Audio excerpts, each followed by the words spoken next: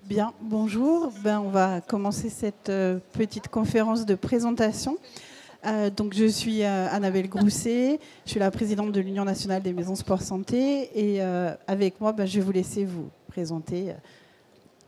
Alors moi, je suis le docteur Bessigné-Céline, je suis médecin généraliste dans une maison sport santé à Savigny-sur-Orge dans l'Essonne et je suis également la secrétaire de l'Union nationale des maisons sport santé. Stéphane Suzoni, je dirige Mon Stade, qui est une maison sport santé installée à Paris dans le 13e. Christophe Dumas, je suis kiné, je suis un des 4 associés fondateurs de Care for You, qui est une maison sport santé juste à côté ici des Moulineaux. Alors, la première question qu'on peut se poser, et je voudrais savoir si vous savez y répondre, mais qu'est-ce que c'est qu'une maison sport santé en fait ?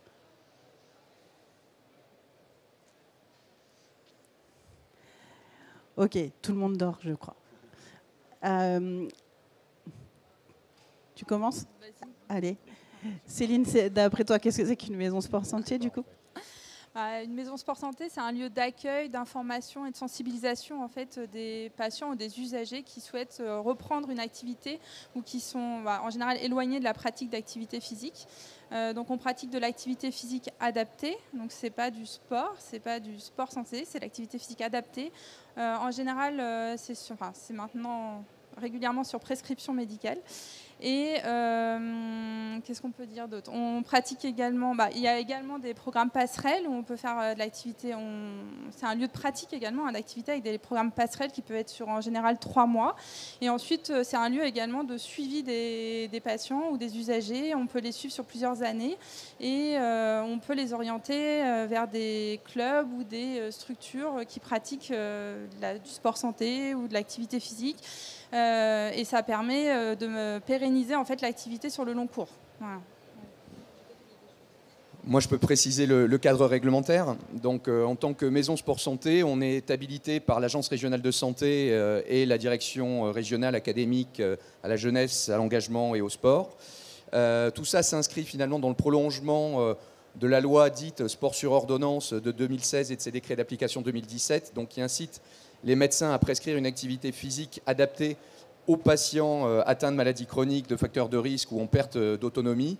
Et cette loi, donc, qui a été enrichie en 2022 avec la loi de démocratisation du sport, définit également donc, les critères d'orientation des patients vers les différents professionnels qui peuvent être présents au sein des maisons sport santé. Il y a des maisons sport santé dans lesquelles il y a des kinés, il y a des maisons sport santé dans lesquelles il y a des enseignants en activité physique adaptée, donc qui ont suivi une filière STAPS-SAPA.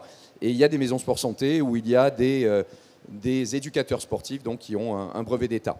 Et en fonction en fait, des limitations fonctionnelles des patients, alors fonctionnelles, cognitives ou sensorielles, le médecin doit orienter prioritairement le patient vers un de ces professionnels au sein d'une maison sport santé. Ouais, Christophe ? Je rajoute une petite touche kiné, parce qu'il y a peut-être quelques kinés dans l'assistance.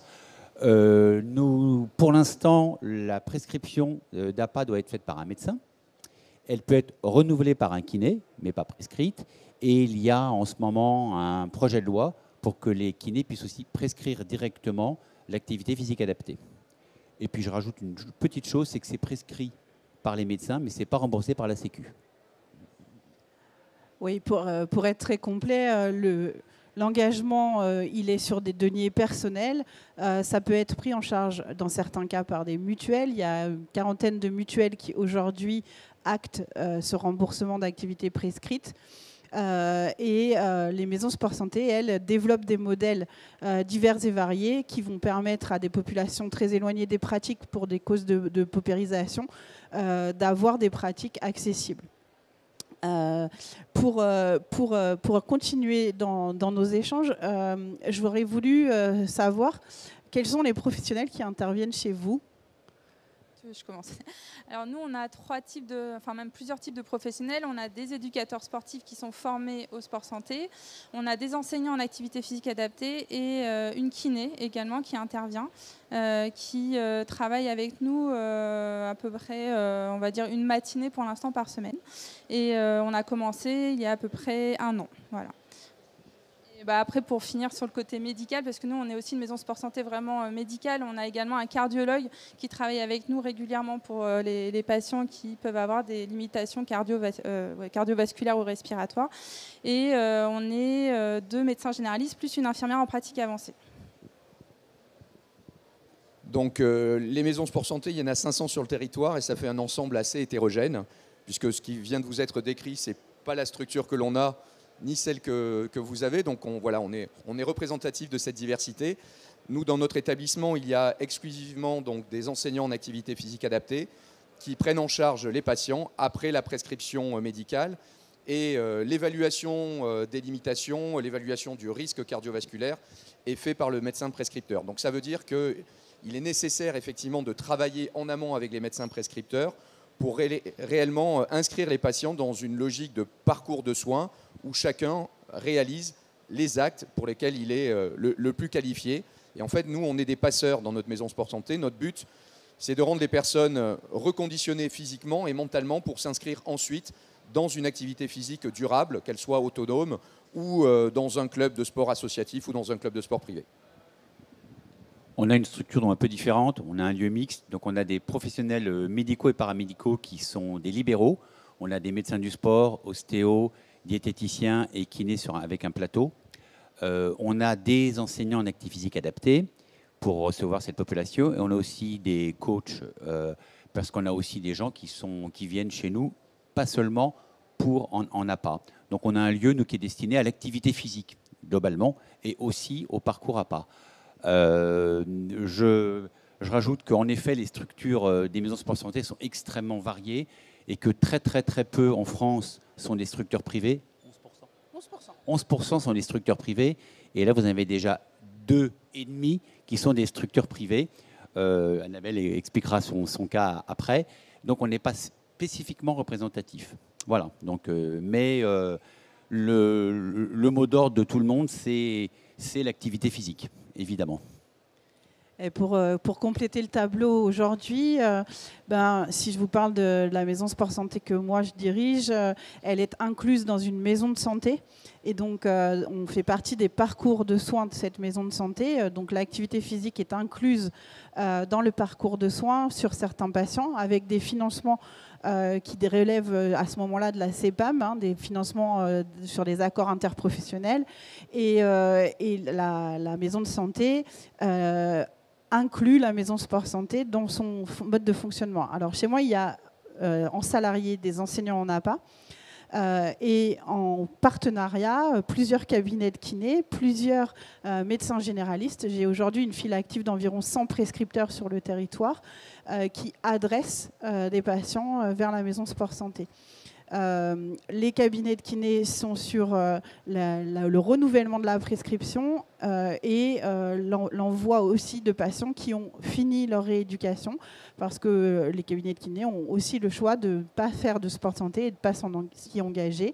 Et donc, sur ces cabinets-là, la maison sport santé est une des solutions d'orientation des patients en sortie de rééducation.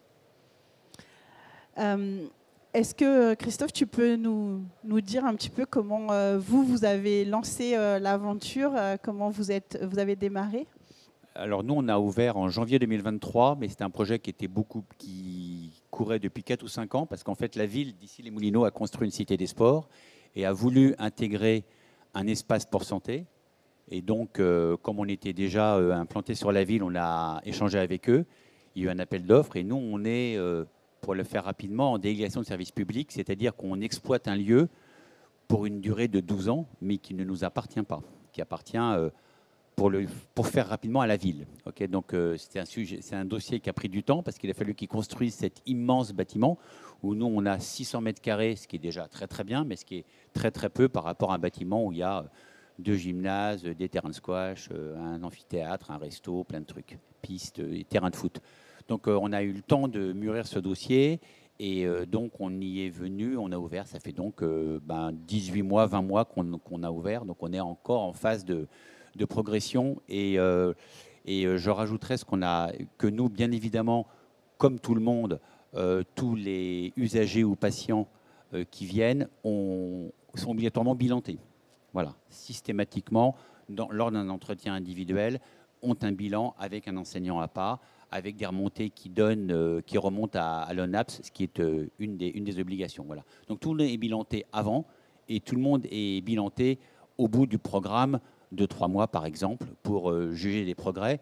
Ce qui est intéressant au plan de la politique médicale nationale, mais ce qui est aussi très intéressant pour l'individu lui-même, qui va voir qu'il a progressé. Comme on s'adresse à une population qui est très éloignée pour différentes raisons de l'activité physique, ils sont souvent très fiers, et ils ont raison, d'avoir progressé et que ces progrès soient prouvés et soient chiffrés. Et donc ces bilans sont pour moi une très bonne chose.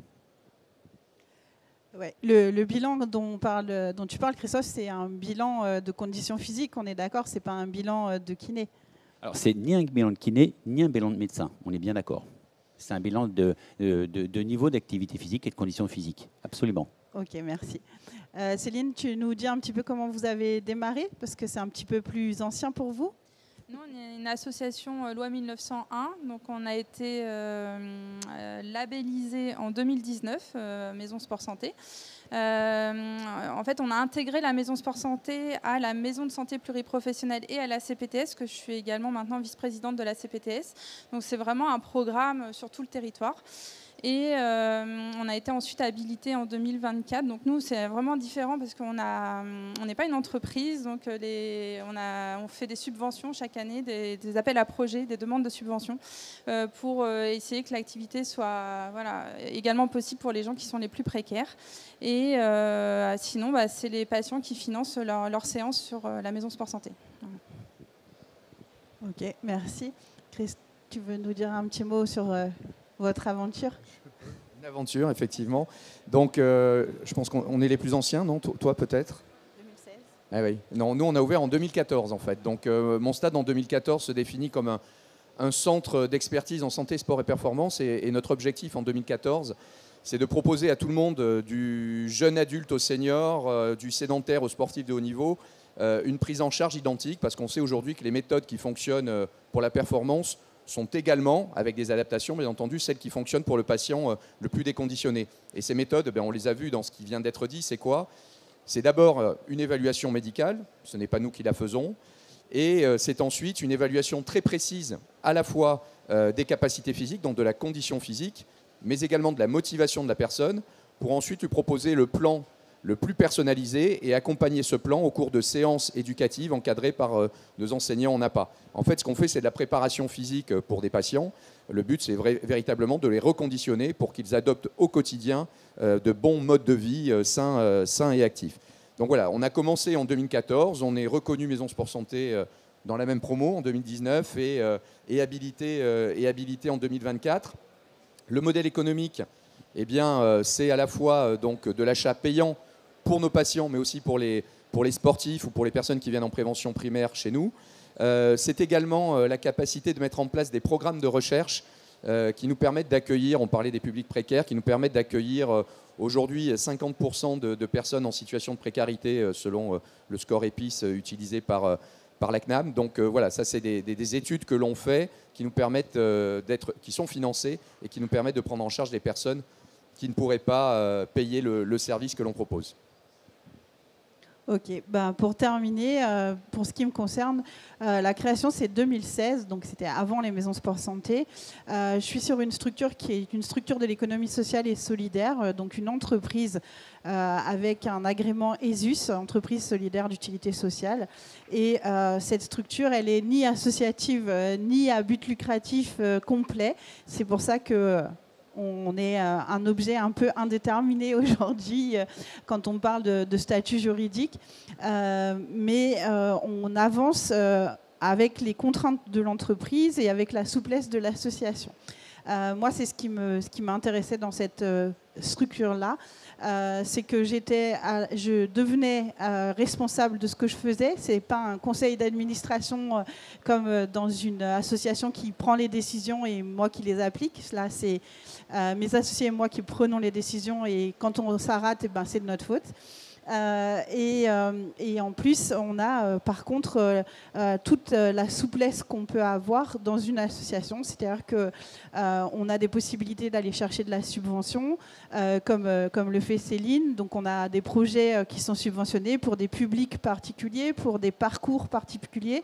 Ça va dépendre du projet. Ce qui nous permet aujourd'hui quand même d'assurer la création de 17 emplois à temps plein en CDI.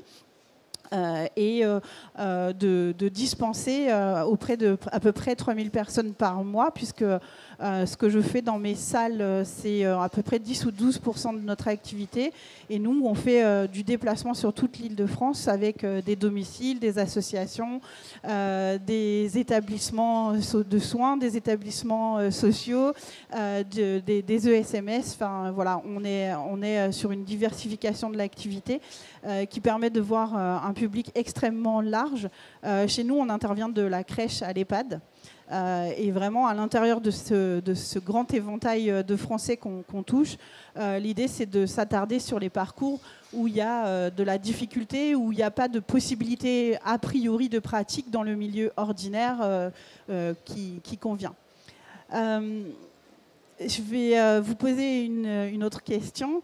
Je voudrais savoir, puisqu'on est quand même aujourd'hui à Rééduca, comment vous avez compris, comment vous avez envisagé votre travail pluridisciplinaire, comment vous avez intégré votre travail avec les kinés, s'il y en a, s'il n'y en a pas, pourquoi il n'y en a pas, à vous de jouer. Je commence ? L'approche, elle est territoriale en fait. Donc nous, on travaille avec les kinés de notre territoire, donc du 13e et des départements limitrophes. Et on fait partie de la CPTS du 13e également, ce qui nous permet d'avoir des échanges réguliers avec l'ensemble des professionnels de santé et des kinés en particulier, et donc de construire des parcours avec eux, encore une fois, hein, dans cette chaîne de soins qui va du médecin généraliste, spécialiste, kiné. Et nous, on prend le relais, quand on travaille avec les kinés, on prend le relais des kinés. Le kiné fait de la réhabilitation, notamment on travaille beaucoup avec un centre qui fait du neuromusculaire. Et nous, après, on est là pour modifier les habitudes de vie et améliorer la condition physique globale de l'individu. Moi, c'est la même chose. En fait, vu qu'on travaille au niveau territorial, on travaille avec les kinésithérapeutes du territoire. Et on est là en complément, en fait. C'est vraiment le complément kiné, enseignant APA, éducateur sportif. C'est 3 métiers différents, mais qui peuvent travailler en complémentarité. Pardon, Céline, mais là, tu nous as dit que vous aviez une kiné qui intervenait au sein de la maison Sport Santé. Tu peux nous donner un peu plus de précision? Ça correspond à quel besoin? Pourquoi c'est apparu? Nous, on travaille en fonction des limitations fonctionnelles des patients. Donc, il y a des limitations qui peuvent être minimes, modérées ou sévères. Et c'est vrai que les limitations sévères, je préfère les orienter quand même à notre kinésithérapeute. Ça peut être des insuffisants cardiaques graves ou des PPCO sévères. Et dans ces cas-là, elle va les prendre plutôt en charge. Et après, elle va évaluer si c'est possible d'orienter par la suite sur des enseignants APA éventuellement. Mais c'est vrai que c'est elle qui va faire l'orientation, les bilans de conditions physiques, tout ça pour oui. Non, vas-y. Non, mais voilà, c'est un strict respect en fait des recommandations de l'AHS et des décrets, et c'est comme ça que ça doit marcher. Au début, il y a eu beaucoup de guéguerre entre les kinés et les enseignants APA qui chacun voulait préempter ce domaine de l'activité physique adaptée. En fait, voilà, cette complémentarité, elle est totalement logique et légitime. Et puis, il y a 20 millions de malades chroniques en France. Et ce marché se renouvelle sans arrêt, donc on peut tous avoir notre part du marché à un moment du parcours du patient. Et puis comme on travaille en maison de santé pluriprofessionnelle, on a aussi des réunions de concertation régulièrement avec la kiné, donc ça permet de discuter des cas patients, des cas qui peuvent poser des problématiques particulières. Donc on trouve ça intéressant de travailler aussi avec des professionnels de santé. On invite également les enseignants APA, les éducateurs sportifs à nos réunions. On travaille en pluriprofessionnalité, c'est très intéressant. Ok. Christophe? Nous, un petit peu différent, parce qu'on a donc 4 kinés qui bossent en libéraux dans notre établissement, qui ne font pas d'enseignement et de séances APA, mais qui sont là pour orienter vers l'APA, ou les enseignants APA pour orienter vers les kinés, pour échanger sur Monsieur Truc ou Madame Machin qui est venu, mais je lui propose ça, qu'est-ce que tu en penses? Donc il y a un échange sur les quelques cas qui peuvent être un peu difficiles. De toute façon, les kinés, vous le savez bien, on ne manque pas de patients, les médecins non plus, les infirmières non plus. Donc, il faut savoir rester chacun dans son domaine d'expertise et d'expérience. Et je pense qu'il y a largement de la place et que les enseignants APA font un super boulot que nous, on pourrait peut-être faire, mais pour lesquels on est beaucoup moins formés qu'eux.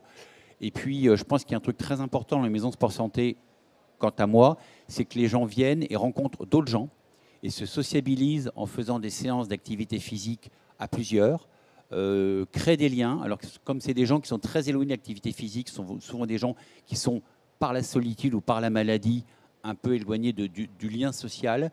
Et je pense que c'est aussi important dans ces séances, chez nous en petits groupes obligatoires, puisque c'est 8 personnes max chez nous, de créer du lien et de rencontrer des gens et de se remettre dans la vie et à la vie. Et je pense que ça, c'est très, très important. Peut-être, est-ce que, on n'en a pas encore parlé, mais est-ce que vous pouvez nous donner une idée de la façon dont on travaille dans vos séances? Est-ce que c'est comme pour du soin plutôt de l'individuel? Est-ce que c'est plutôt du groupe? Comment vous faites? Nous, c'est de l'individuel en groupe, parce que je parlais tout à l'heure de la précision et de l'individualisation. Donc, chaque patient dans un groupe de 6 à 8 personnes, en fonction de l'autonomie des personnes constituant le groupe, eh bien, chaque patient a son plan d'entraînement avec sa feuille d'exercice et il est supervisé par un enseignant en activité physique adaptée qui, pendant 1 heure, donc sur cette séance qui est découpée en échauffement, travail cardio 20 minutes et travail de renforcement musculaire et en circuit training le reste du temps plus la récupération, et bien voilà, donc c'est un enseignant, 6 à 8 personnes pour un travail individuel. Donc nous, on travaille vraiment sur prescription médicale. Donc c'est vrai que le médecin va travailler en collaboration avec l'enseignant APA ou le kiné pour créer un programme pour le patient. Alors, nous, on a un outil d'aide à la prescription qui est Sport Santé Click et du coup qui permet vraiment d'avoir du renforcement musculaire, de l'endurance, de l'équilibre, de la proprioception. Et avec cette ordonnance, avec des renseignements pour l'enseignant APA ou le kiné, on va vraiment avoir des programmes personnalisés.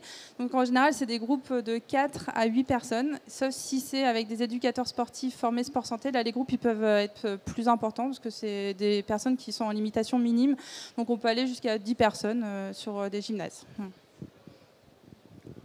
Pas grand-chose à rajouter par rapport à mon stade. On est, nous, je vous l'ai dit, à 8 personnes max avec un enseignant APA, avec des programmes qui sont individualisés, des adaptations, puisque l'enseignant a bilanté et connaît les gens qu'il a dans sa séance, ce qui leur permet parfois de faire des choses en commun, ce qui est intéressant, et parfois des choses individuelles.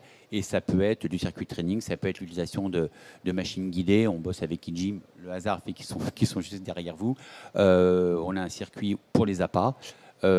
Mais aussi, ça peut aussi être de leur apprendre la cohérence cardiaque, de la relaxation, des exercices à faire à la maison.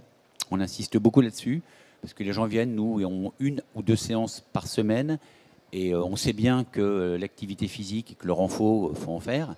Et donc, on prescrit aussi des exercices à domicile que l'on vérifie évidemment, qu'on leur demande de refaire et de refaire. Comme ce sont des gens qui ont du mal à apprendre ces choses-là, il faut les accompagner. Et je pense que ça donne un ensemble global qui leur permet, comme je vous l'ai dit tout à l'heure, de progresser. Et c'est le plus important pour eux, bien sûr. Ok, merci. Je pense que c'est clair.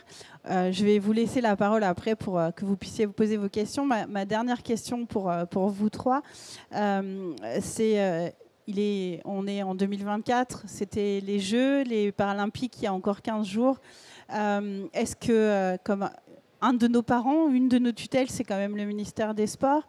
Est-ce qu'il y a quelque chose à travailler du côté du sport quand on est une maison sport santé? Ou est-ce que vous faites aujourd'hui dans vos pratiques un distinguo complet du sport et que vous êtes une branche différente à part entière de votre point de vue? Comme je l'ai dit, nous on vient plutôt du sport et du sport de haut niveau et qui inspire nos méthodes. Alors c'est vrai que l'APA, ce n'est pas du sport, mais moi en fait je laisse le patient décider de ce qu'il fait. Il peut dire je vais faire mon sport, je vais faire de l'activité physique adaptée, je vais faire de l'exercice. on s'en fiche. L'essentiel, c'est qu'il progresse avec les programmes qu'on lui propose. Et je reviens toujours dans cette notion de complémentarité. Si à l'issue du programme que l'on propose, qui dure 16 semaines, la personne souhaite s'inscrire dans une activité sportive en club fédéral, enfin associatif fédéral, ou dans une salle de fitness, eh bien on a gagné. C'est ça véritablement. Donc en ce sens, oui, on est rattaché au sport, mais la source, c'est quand même la santé. Donc on est rattaché aux deux, Maison Sport Santé. Oui, je suis assez d'accord. Après, le but, c'est de limiter la sédentarité. Que souvent, nous, on voit des patients qui restent assis toute la journée au travail ou qui sont en télétravail à pas bouger. Et du coup, le but, c'est vraiment déjà de les mobiliser et de leur demander d'aller marcher un petit peu, pour reprendre un peu d'activité. Et puis, c'est de l'entretien motivationnel sur toutes les consultations médicales qu'on va faire pour les amener déjà à arriver à la Maison Sport Santé et après, éventuellement, aller justement sur de l'activité en club où il y a des éducateurs qui sont également formés pour ensuite justement qu'ils aillent sur le sport. Mais c'est vraiment, nous, on est sur un programme vraiment pour les amener à ça, mais ça peut durer des années. Voilà. Je suis assez d'accord sur le wording. Il y a des gens à qui sport, ça fait peur, d'autres, ça les attire. Activité physique, c'est leur machin. On s'en moque. Ce qu'il faut, c'est qu'ils bougent. Donc, certains vont aimer qu'on leur parle de sport, d'autres pas. D'autres vont aimer qu'on leur parle d'activité physique. Pour moi, il n'y a aucune différence. Quand vous regardez les définitions dans les dictionnaires, c'est assez rigolo parce qu'elles sont très, très diverses. Pour certains, le sport, c'est la compétition, la transpiration, les médailles. Et pour certains, ça les attire. Ou alors, ils l'ont vécu très jeune et ils s'en souviennent. Et puis pour d'autres, ça leur fait très peur. Donc, faut savoir utiliser les bons mots. Nous, on a un environnement quand on les reçoit, qui ne ressemble pas à une salle de sport, parce que ça, je pense que ça leur ferait très peur. Donc, il n'y a pas de la musique à fond, des lumières qui clignotent et 10 000 machines de muscu plantées les unes à côté des autres. On n'est pas du tout ça. Après, évidemment que le but, c'est de leur permettre de sortir du programme APA. Certains, ils sont bien, ils veulent y rester, et ils sont bien parce que ça leur plaît, ça leur convient, et tant mieux. D'autres veulent en sortir. On leur propose, nous, de passer en autonomie chez nous, parce qu'on a des programmes d'autonomie, parce qu'on a un deuxième endroit où il y a un deuxième. Ils peuvent après aller bosser sur un circuit gym tout seul, en étant bien sûr bilantés avant. Et certains, après, vont retourner vers une des sections sportives en fonction de leurs envies, de leurs possibilités, et évidemment en les conseillant. Voilà. Ok, donc, du coup, vous seriez d'accord pour dire que la Maison Sport Santé, c'est une espèce de maillon manquant entre la santé et le sport? On avait failli s'appeler, au lieu de mon stade, on avait failli s'appeler SAS, Sport adapté à la santé. Voilà. Ok. Est-ce que vous avez des questions? Profitez-en, vous avez des représentants de Maison Sport Santé. Ils sont prêts à répondre à presque tout. Bonjour, d'abord merci pour la présentation. J'avais une petite question par rapport à votre propos où vous évoquiez une guéguerre entre les kinés et les APA sur le périmètre d'action. Est-ce que cette guéguerre, elle est toujours d'actualité? Est-ce qu'elle a été résolue? Et si elle a été résolue, comment? Parce que vous justifiez par qu'il y a du travail pour tout le monde, qu'il y a une quantité de patients, mais j'ai du mal à comprendre cette justification dans le sens où vous distinguez les actions selon le degré de pathologie des patients. Du coup, je vous laisse répondre. Alors cette guéguerre, elle date de la loi de 2016, mais après, quand tout le monde a compris la logique de parcours du patient et de complémentarité entre les professionnels, elle s'est éteinte peu à peu. Et puis tous les kinés ne veulent pas faire de l'APA non plus.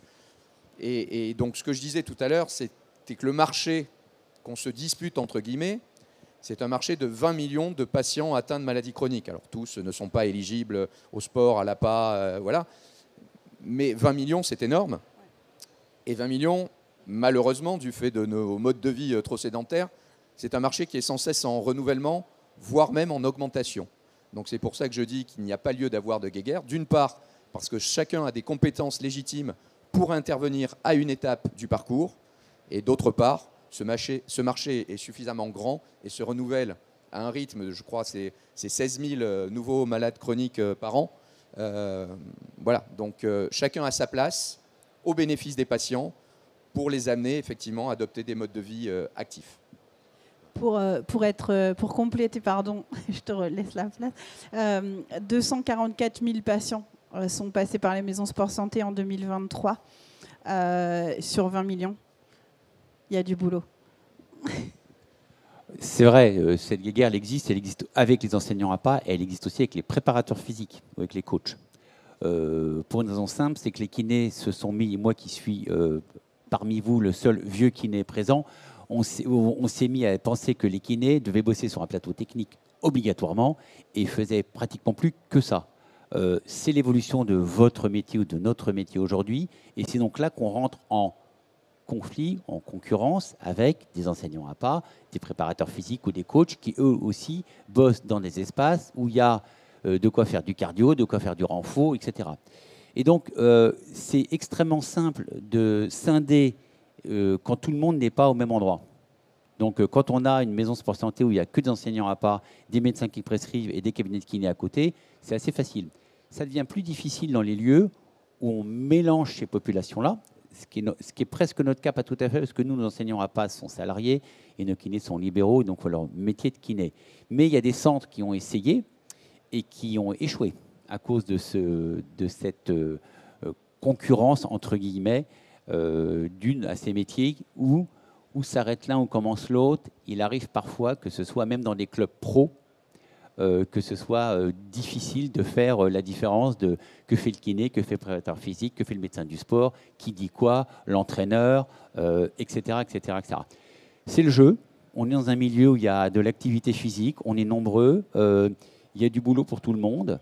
Ça, c'est une certitude et on le sait tous.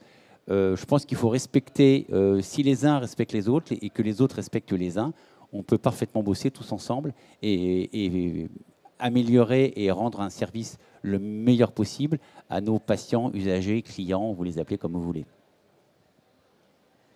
Oui. En attendant la question, juste préciser, pour nous, le patient reste le patient du médecin. Le référent, ça reste le médecin tout le temps, de toute façon. Voilà. Oui, bonjour. Vous avez parlé de bilan que vous transmettiez au CNAPS. C'est quel organisme? Vas-y, Elinabelle. L'ONAP, c'est l'Observatoire national. Observatoire national de l'activité physique et de la sédentarité. Voilà. Et en fait, on transmet de façon anonyme les données physiques des bilans initiaux et finaux tous les mois. C'est une des contraintes des maisons sport santé habilitées. C'est dans une logique d'étude d'impact aussi de ce nouveau dispositif que sont les maisons sport santé, dans une logique de preuve et de conviction pour amener le budget, la sécurité sociale à prendre en charge ces soins qui sont efficaces. Ouais, une partie. Merci pour vos interventions. Moi, je suis kiné dans une maison de santé. Et avec la communauté des communes, on essaye de monter une maison de sport santé. Et donc, ce tableau dont vous parliez, docteur, il définit bien l'intervention différente entre le kiné et l'APA en fonction des limitations. Donc ça, c'est quelque chose de simple et de carré. C'est toujours le médecin, de toute façon, qui fera l'orientation. Après, notre difficulté, vous parliez de financement de CEPAM. Alors nous, ils nous disent qu'on ne rentre pas dans la thématique. Ils nous disent, vous n'êtes pas dans le lien ville-hôpital, vous n'êtes pas dans le... Donc on n'arrive pas à être financé par la CEPAM. C'est un des problèmes majeurs des coordinateurs de maisons sport santé. Je pense que vous ne me contredirez pas sur ce sujet. En fait, il faut avoir une connaissance extrêmement poussée des deux systèmes, aussi bien du système sport que du système santé, pour pouvoir arriver à obtenir des subventions. La subvention CEPAM, elle se fait par le biais de la maison de santé dans laquelle la maison sport santé a ses locaux. D'accord ? Donc la maison sport santé collabore avec la maison de santé et c'est le parcours de soins de la maison de santé qui finance en partie les séances d'activité physique pour les gens les plus pauvres du territoire. Donc c'est un cadre très précis avec un questionnaire très précis qui est le score EPIS, qui a été mis en place par les caisses d'assurance maladie pour connaître la pauvreté sociale, la pauvreté financière et la pauvreté culturelle des gens. Et en fonction de ce score EPIS, on accorde une aide. Donc je vous l'ai dit, chez nous, c'est jamais totalement gratuit, mais on accorde une aide. La maison de santé accorde une aide sur ses deniers ACI. Mais il y a d'autres façons. Par exemple, moi, je suis aussi référente à la CPTS pour les questions sport-santé, bien que je ne sois pas un professionnel du soin, puisque je suis enseignante en APA. Et je suis référente des questions sport-santé à la CPTS. Et la CPTS, elle va financer de la coordination, parce que c'est son niveau de financement. Et donc, j'ai des coordinations de parcours de patients qui sont envoyés vers la maison sport-santé par les professionnels du territoire. Et la CPTS, elle finance la partie coordination. Donc, il faut être hyper agile vis-à-vis de la subvention et à qui je la demande. Voilà, je vais avoir aussi des subventions conférences des financeurs de la prévention de la perte d'autonomie de la personne âgée. Donc c'est un truc qui n'est ni sport ni santé, mais qui me permet de proposer aux seniors les plus pauvres et par exemple à des seniors isolés à domicile d'avoir un voyage aller-retour pour la salle, venir faire leur pratique et les ramener chez eux. Ça c'est la conférence des financeurs qui va financer. Donc il faut... Moi, ça développe chez moi une certaine schizophrénie, mais voilà. En fait, au niveau national, on est dans une situation d'inégalité d'accès aux soins qui ne peut pas durer. Il y a de l'incohérence, puisque ce médicament qui est l'activité physique, reconnu en tant que tel par la loi, par la Haute Autorité de Santé qui dit que c'est une thérapeutique non médicamenteuse validée, eh bien, selon où que vous habitiez, vous ne payez pas le même prix, c'est gratuit ou c'est payant, et les acteurs qui produisent ce soin sont obligés de chercher des financements pour le rendre accessible aux patients. Donc c'est effectivement une situation totalement incohérente quand on regarde les autres soins, les autres médicaments. Donc là, il faut que les choses changent radicalement, et ça changera par, vraisemblablement aussi de notre côté en tant que maison sport santé, une protocolisation, une normalisation de nos prises en charge, puisque la Sécu ne rembourse que ce qui est fait de la même façon à Tourcoing qu'à Perpignan. Ouais. Voilà. Si vous regardez aujourd'hui les financements, par exemple, de l'ARS de Grand Est, c'est 2 millions d'euros tous les ans sur la table pour 16 maisons sport santé. Si je vous parle des financements de l'ARS Île-de-France, c'est 300 000 euros pour 74 maisons sport santé. Donc forcément, l'inégalité d'accès à l'activité, elle est claire, nette et précise. On n'a pas besoin d'aller plus loin pour vous expliquer que notre travail à nous, c'est aussi ça, c'est aussi la recherche de cette rigueur de prise en charge pour accéder à un moment donné à une équité territoriale.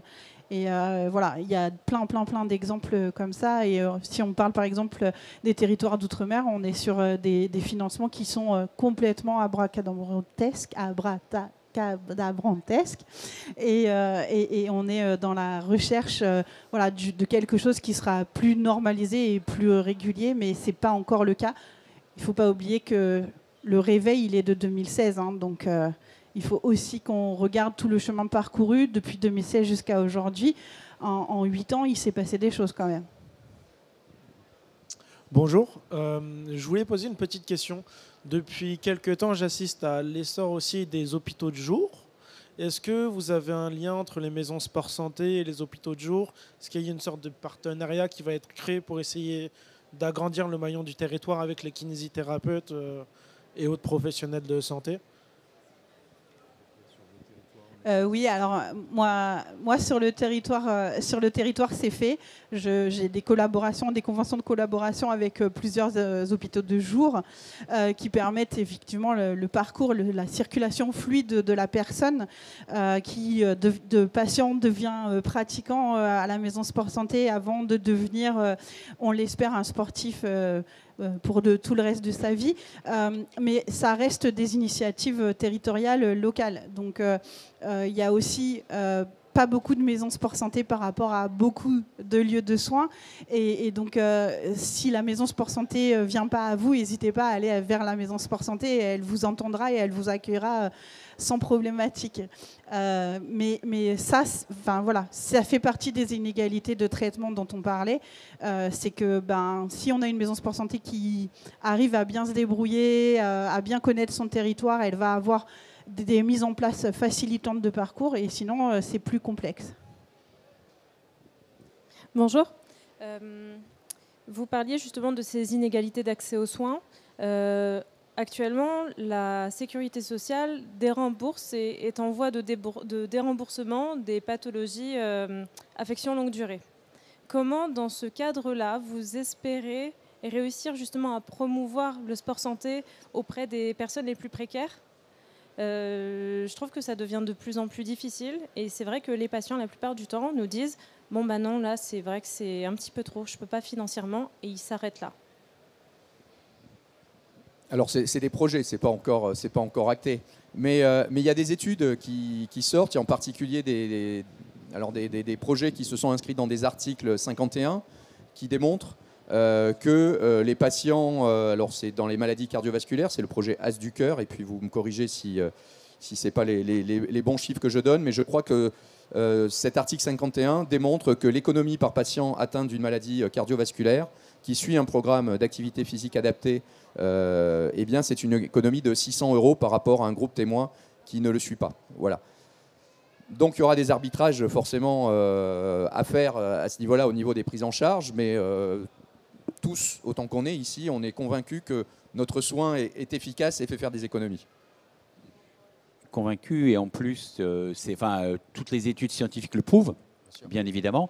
Je crois qu'Annabelle va être meilleure que moi pour ça, mais je crois qu'il avait été inscrit puis retiré du projet de loi de finances de 2024, de 2023 pour 2024. Il avait été inscrit au projet de loi de finances le remboursement de l'APA, et ça a été retiré de ce projet de loi de finances. Donc peut-être que ce sera remis au prochain projet de loi de finances. Là, on est dans des sphères politiques qui, quant à nous, ne sont pas les nôtres. Donc, nous, la seule chose qu'on peut faire, c'est continuer à prouver l'efficacité de ce qu'on fait, c'est-à-dire faire des bilans avant, faire des bilans après, faire des études en partenariat avec des groupes hospitaliers, avec des groupes, pour prouver. Et plus on prouvera, plus on sera entendu, et plus on espère qu'on sera suivi. Mais après, c'est plus nous. Je parlais tout à l'heure du financement que l'on peut avoir avec des projets de recherche. Nous, aujourd'hui, on est financé par la MGN sur une étude qui a un volet médico-économique et qui suit sur 5 ans des patients qui sont passés chez nous sur un programme de 6 à 9 mois et qui doit démontrer, après d'autres études, les économies de santé réalisées parce qu'il y a moins d'événements indésirables, il y a moins de consommation de soins, etc. etc. Ces études existent au niveau international et on les contextualise sur l'environnement français, parisien. C'est évidemment un grand intérêt des mutuelles, que leurs patients soient en bonne santé, enfin leurs clients. Il y a, pour compléter, et puis après il va falloir qu'on se sépare, mais pour compléter l'information, il y a 21 articles 51 aujourd'hui qui incluent de l'activité physique adaptée, et tous ces articles ne sont pas à terme, donc il n'y a pas de retour encore et l'analyse médico-économique de l'impact, mais dans ces articles-là, c'est sûr que cette partie-là va être étudiée, et tout l'enjeu de l'article 51, c'est justement de faire basculer un soin qui n'est pas pris en charge aujourd'hui dans le droit commun vers quelque chose qui va être pris en charge dans le droit commun.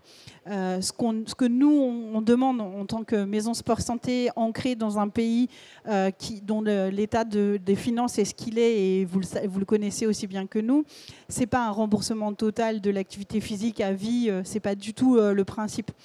Mais il y a des moments de la vie où il est préférable qu'il y ait un engagement de façon à ce que la personne puisse suivre ce parcours et que cet impact puisse avoir réellement un effet sur sa santé. Donc c'est un travail de longue haleine et on n'y arrivera pas là comme ça en claquant des doigts malheureusement. Une question ?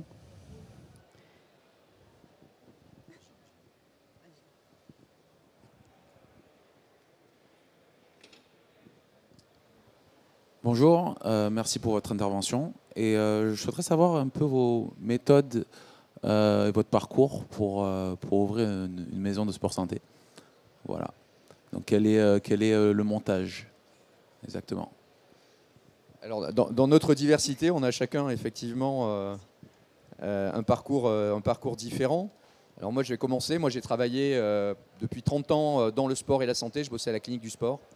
Je ne suis pas médecin, je ne suis pas enseignant APA, je ne suis pas kiné, j'étais plutôt dans l'administratif, dans l'établissement. Et au début des années 2000, voyant effectivement l'essor de la composante mode de vie dans les déterminants de santé, eh bien, on a décidé avec mon associé, le docteur Roland Kschentowski, de créer cette structure-là. Voilà. et en faisant appel à des professionnels qui sont donc 10 enseignants APA salariés dans notre structure.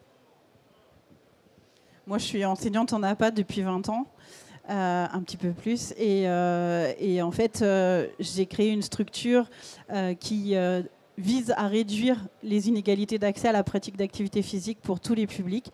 Donc chez moi, dans ma maison Sport Santé, on travaille aussi sur le handicap, on travaille aussi sur les femmes enceintes, on travaille aussi sur tout un tas de publics qui ne trouvent pas de solution de pratique dans le milieu ordinaire. Et donc en fait, l'habilitation Maison Sport Santé, c'est pour moi plus une reconnaissance du travail qui était déjà fait. Et du reste, ça n'apporte pas grand-chose de plus.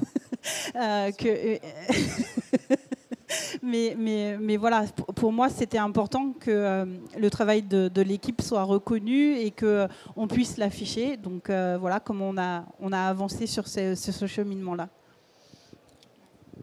Alors du coup, moi, je suis médecin généraliste. Alors, on nous a toujours appris qu'il fallait faire bouger les gens, les règles hygiéno-diététiques, sauf que on nous a pas dit comment. Et du coup, moi, je me suis dit, je vais quand même essayer de voir ce qui peut être fait. J'ai commencé par me former à l'entretien motivationnel.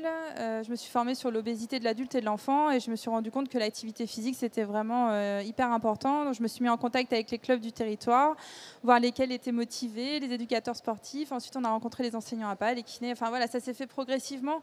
Et à la fin, on s'est dit, on va monter une structure vraiment dédiée à ça. On s'est renseigné. Il y avait les maisons sport santé, donc on a fait la demande de labellisation, puis on l'a eu. Voilà, et ça s'est fait comme ça. Voilà. Pour répondre très rapidement, beaucoup de structures très différentes peuvent demander cette habilitation. Tu vas avoir à Maison Sport Santé, il y a un dossier à remplir qui est un peu long et un peu... c'est de l'administratif, hein. Mais une Maison Sport Santé, ça peut être l'enseignant de tennis de table, de la section tennis de table du mercredi de 16h à 17h. Lui peut être Maison Sport Santé. Donc la Maison Sport Santé, ça peut être des structures plus ou moins grosses, plus ou moins importantes, mais là, on a quand même des maisons sport santé assez importantes qui sont représentées. Ça peut être beaucoup plus petit, donc tu peux la créer seul, c'est possible, avec d'autres, avec du partenariat, avec des enseignants APA, avec des médecins, avec des kinés, avec la ville. Beaucoup travaillent avec la ville et sont aidés par la ville pour avoir des locaux. Donc, tu as une très, très grande diversité pour monter une maison sport santé. Va voir le dossier, tu vas voir, ça va t'occuper un petit peu. Bon courage. En vous remerciant de votre attention. Nous, on est sur le stand A35. S'il y a des questions plus individuelles auxquelles on pourrait répondre, voilà, en espérant qu'on a éclairé et allumé quelques petites ampoules, on est à votre disposition. Merci beaucoup. Merci à vous. Et bougez.